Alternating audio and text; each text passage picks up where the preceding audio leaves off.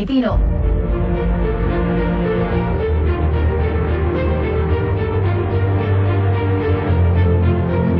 Sa ika-85 taon ng kauna-unahang radyo sa Pilipinas, DZRH.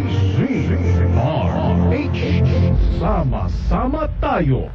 Isang bansa, isang radyo, iisang hangad na mapabuti ang bawat Pilipino.